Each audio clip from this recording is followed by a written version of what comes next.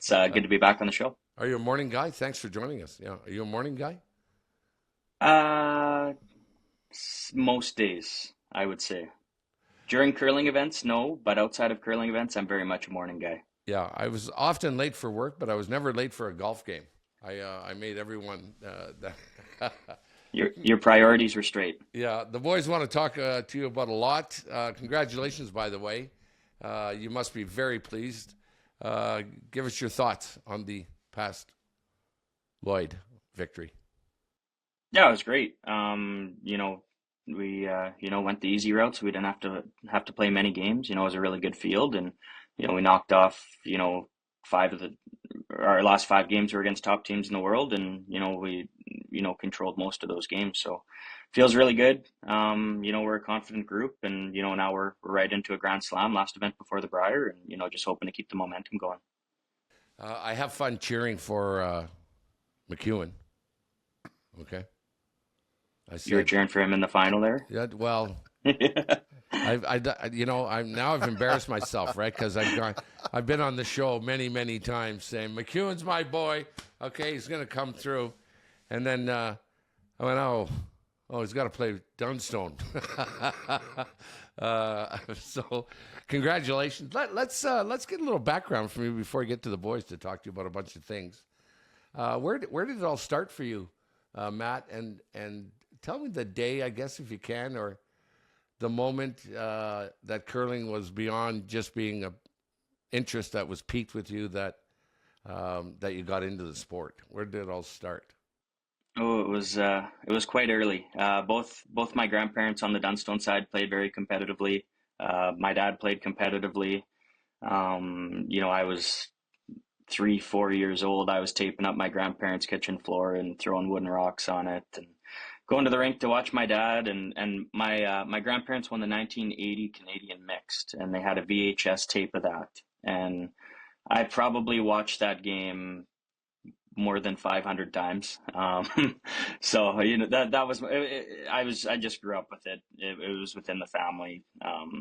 Didn't really have much of a choice. Never picked up a hockey stick at any competitive capacity, and it's been curling from day one. Wow, how's that ever? Well, you deserve it. You deserve the victory, man. Congratulations. And there's a bunch of things that are issues that I'm not allowed to ask you about.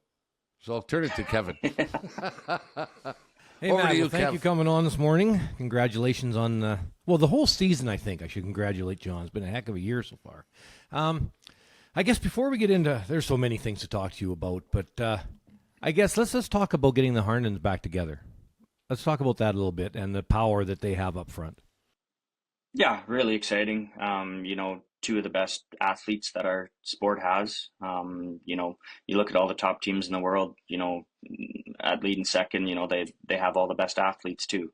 The Harden brothers give us that makeup, and the chemistry that they have from the decade plus that they've played together prior to, and the chemistry that me and Colton have had from juniors, and that's kind of all carried into this the new version of this team. And yeah, it's just been really fun to watch the Hardens do their thing. The intensity and emotion that they bring, I think is something that we really needed and wanted. And Colton's right at home at third. Hey, when it comes to the to EJ and Ryan, it seems to me, now walk us through a little bit here.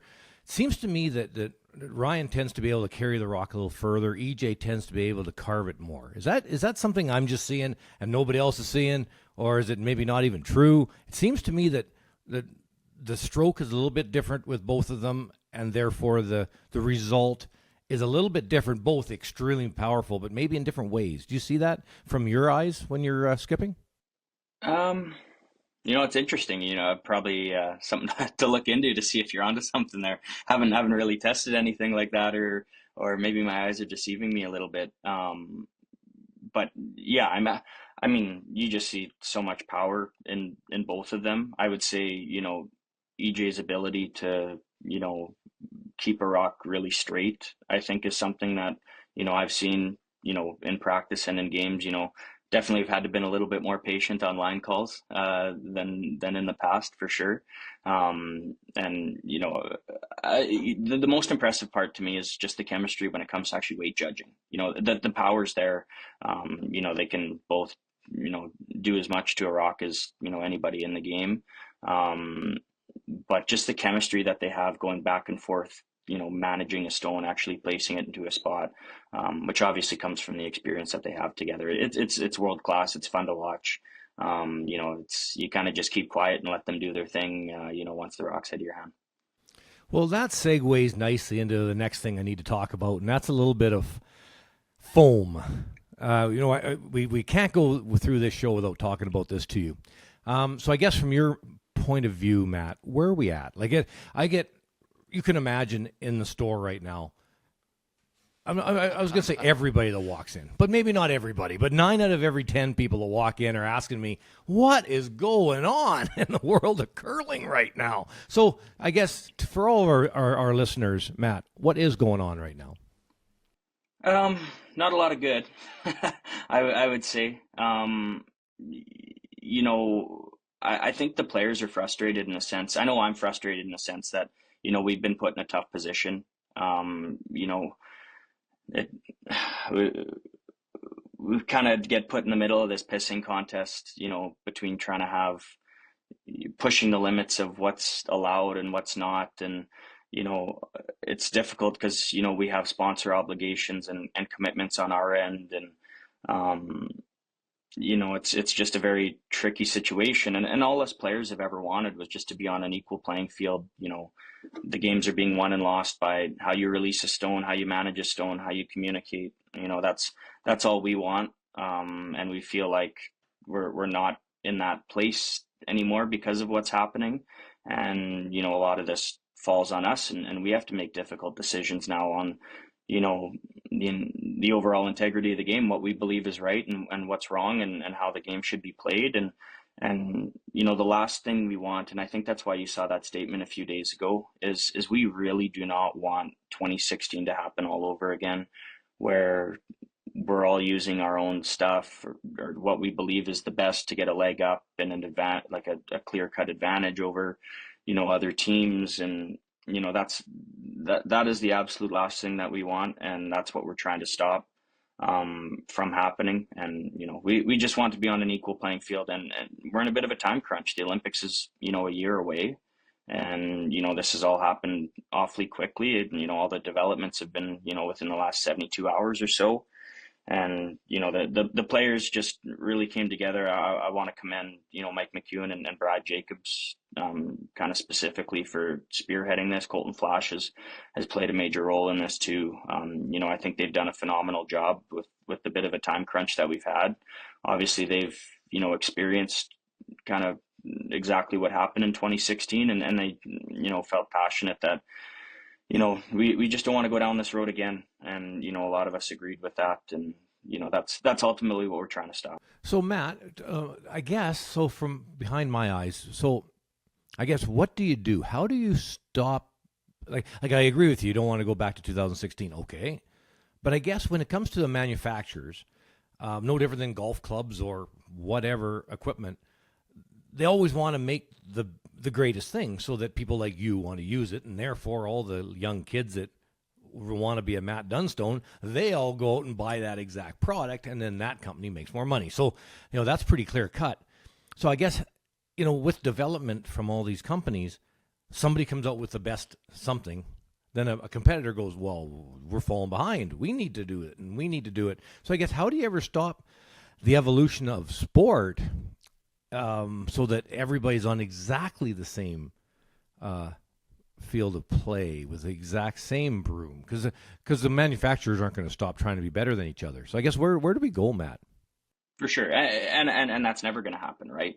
I think first and foremost, our question was why are these foams black? We had the sweeping summit back in 2016. Standardized yellow heads, the white foam or the off-white foam, whatever color it is, like, and then suddenly we have different colors involved. And we did all this testing there, kind of stop exactly this, and then something of different color gets approved that nobody really knew about. And um, again, it's never going to be exactly the same. But I think we let a few things fall through the cracks that we tried to stop in 2016, and whatever that reason is, I'm not totally sure. Um, but yeah, I mean, it's a really tricky one. You put the business side of it, like you said, versus the integrity of the sport and how the game's actually played. I mean, those kind of butt heads a little bit, right? So to find that actual answer as to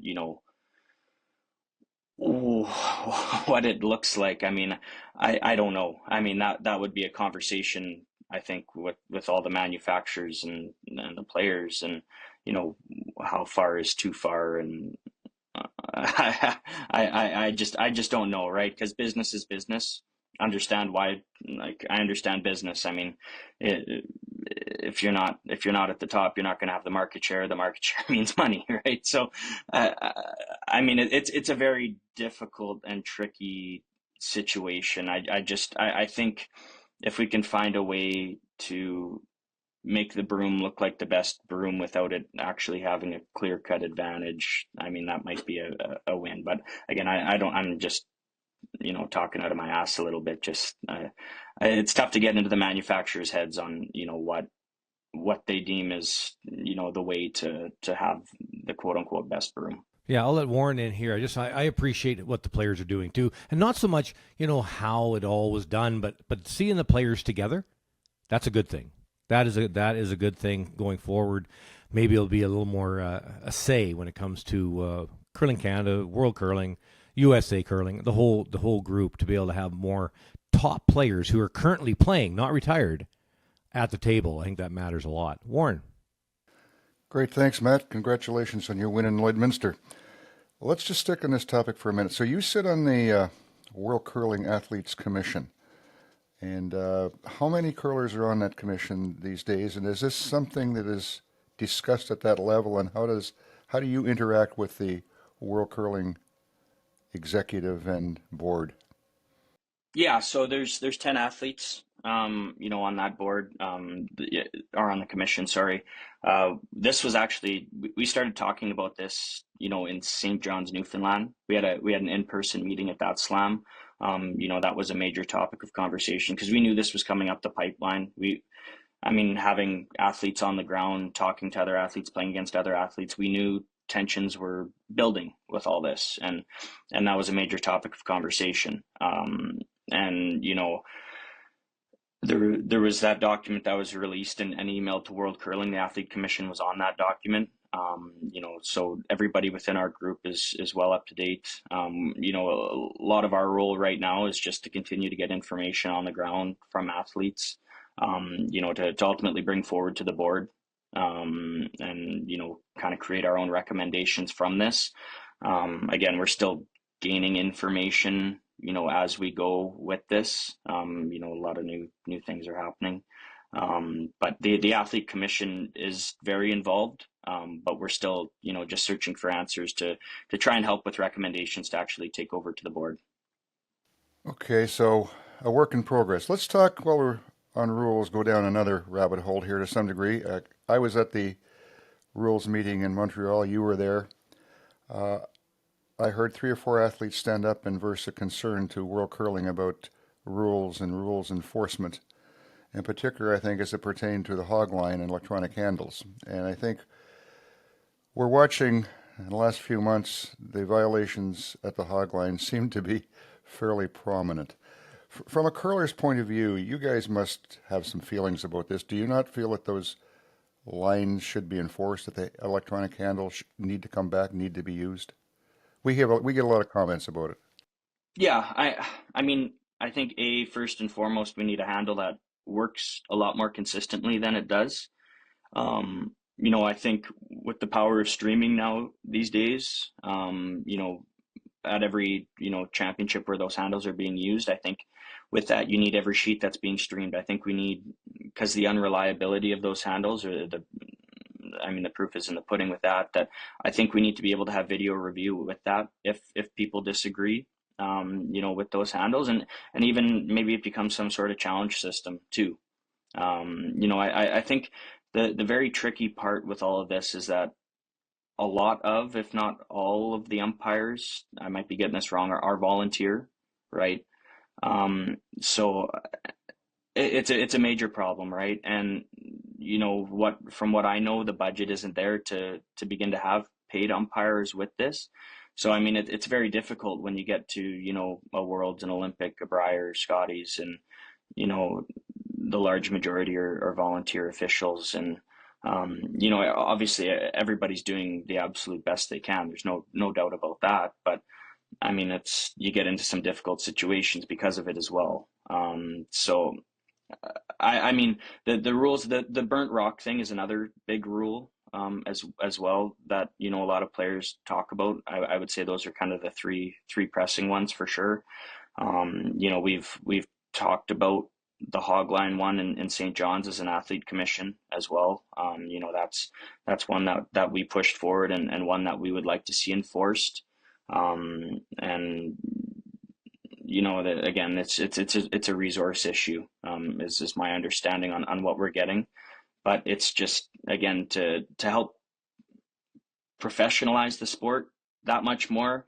To provide it with credibility, we need black and white rules that are being enforced, whether it be by video review, or paid professional umpires. I think is a route that needs to become a priority. Yeah, I couldn't agree with you more. I think the Grand Slam and Nick Solsky, lots of big plans and want to go bigger and deeper. But this is one area that we can't get there if this isn't dealt with properly, because the credibility won't be there. And I'm glad that you guys are on top of it, and I hope you keep pushing to make this become a priority topic to be dealt with, because we're getting a lot of comments ongoing through social media and emails, everything else about it. So it's not as if the public is not seeing it. So good on you guys for wanting to do something about it, and certainly I hope you continue to push that. You're playing this event in Guelph with a new twist to the game, and there's blank ends for 2 ends in a row, and then you lose the hammer. So you're just into it. You had one day of play. Have you noticed that making any difference, or what's happening with that at this point? Uh, yeah, I haven't noticed any change with how, like, our game was played just like a regular game last night. Haven't Our team doesn't blank many ends as it is, so this rule probably won't affect us as much as most. I think where you'll see it is, I think later in the game, when we talk about even ends, two hammers to one, that sort of thing. And I think an example of this would be, let's say you blank the sixth end in a tied game, in the seventh end, that team with hammer has to score, and you know tied without, maybe you're putting 2 rocks in the rings and then guarding them. You're playing that as if you're 1 up or 2 up, knowing full well that the team with hammer has to score, but you're tied without. So it provides a little bit of an advantage in that sense, where you get to play, it a little differently, knowing that the team you're playing is backed into a corner where they have to score in an end where they don't necessarily want to. So I mean, I'll be very interested to see if the blank ends change at all. I mean, I looked at some of the line scores yesterday. I think in the ladies' draw, in the very first draw, 3 of the 4 games, the first 10 had a blank. And in the men's, maybe 1 or 2 in the first 10 had a blank. So I don't know if you'll see the overall number of blank ends decrease, let's say, but again, you won't have those stretches where you go and have a 3-2 or a 2-1 game. But I still think the amount of blank ends are going to be fairly similar when it's all said and done. I do too. I think this is all about trying to have opportunity to score more, and I don't think this is the way that we're going to increase the points scored. But let's see what happens, and I'm sure it'll be fully evaluated at the end of the event. You're into a new position this year as far as qualifying for the Brier. You're one of the teams that are exempt from going into provincials. A long ways yet to the Brier, about 6 weeks. This is your last major event. What are you and your team going to do, considering that 2 of your players don't live in the same, well, 3 of you don't live in the same place? Uh, what are you going to do to prepare over this next 6 week period with very little for you to play in? Arm wrestling with the Hardens. I don't like my odds. Yeah, so I mean, it was nice we've been able to go through this like we did last year. A bit of a trial and error. Obviously, you only get to experience that if you were Team Canada prior to, which obviously I hadn't been. So, last year was a bit trial and error. And just to see what to do different this time. We have two training camps in Toronto scheduled. Toronto's kind of the most central spot for for everybody now with us scattered all across Canada. And so we have a couple of those planned in February that we're going to get together for, and then we'll have another day or two prior to Kelowna, or in Kelowna, just going in a day early to practice there. But that's kind of all you can do. I mean, I don't know. It's a great time to have a rest for sure. I mean, the September to December portion of the season is awfully busy. You're playing a lot, and then we have our two back-to-back events here, and then it's a major lull period. We've talked, as teams, pre-qualified and with Curling Canada about doing something. I know Kevin got to play in a few Skins games. I'd love to see a Skins game. I think that would be an awfully good lead up to that. To obviously market. I think you have a chance to market the Brier, and it gives another opportunity to showcase the top Canadian teams. In a fun little setting like that. I know it comes down to dollar and cents and everything like that, and it has to make sense. I'm not oblivious to that, but yeah, I mean, we've talked about doing something, hasn't really come to fruition, and that's okay. But it's nice having EJ. He's gone through this for 2 years now. He's been successful at the Brier the last 2 years, so just to pick his brain a little bit too with what's kind of worked for them, and maybe how we can integrate it and make it work for us as well. Matt Dunstone is our guest. Okay. I can't help myself. I cannot help myself. Listen. Curling's not the first sport to have an issue about equipment, okay?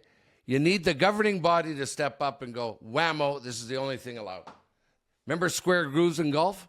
They were cheating. They said, no square grooves, okay? Corked bats, guys cork their bat. No corked bats, that's simple. NASCAR, your car's too fast, restrictor plate.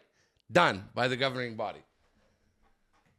No, whatever. They got to step up and go, here's what's allowed, here's what isn't, end of story. Okay? I'm just saying. So, who's going to sit in the courtroom for that one? Yeah, I'll tell you what. Matt, you interesting enough, before you go, you said you'd never picked up a hockey stick.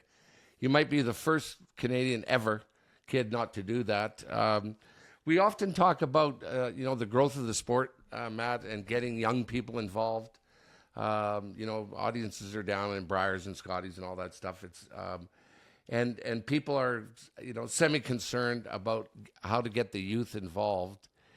How did it work for you, Matt? You had, other than the obvious reason of family, who was direct, but are you okay with what they're trying to do with growing the sport? And if not, what would you like to see happen? Yeah, I mean, this is a topic that's, I mean, this tale's as old as time, trying to sort this one out, trying to figure this one out. Um, you know, Growing up for me, it was being able to relate to the athletes. I grew up watching Kerry Burtnick, Jeff Stoughton, Vic Peters, who are all tuck sliders. I'm a tuck slider. Like, my dad was a flat foot. Like, I grew up watching those guys and being able to relate to them because I was in Winnipeg. I was from Manitoba. I was watching those guys at the Brier.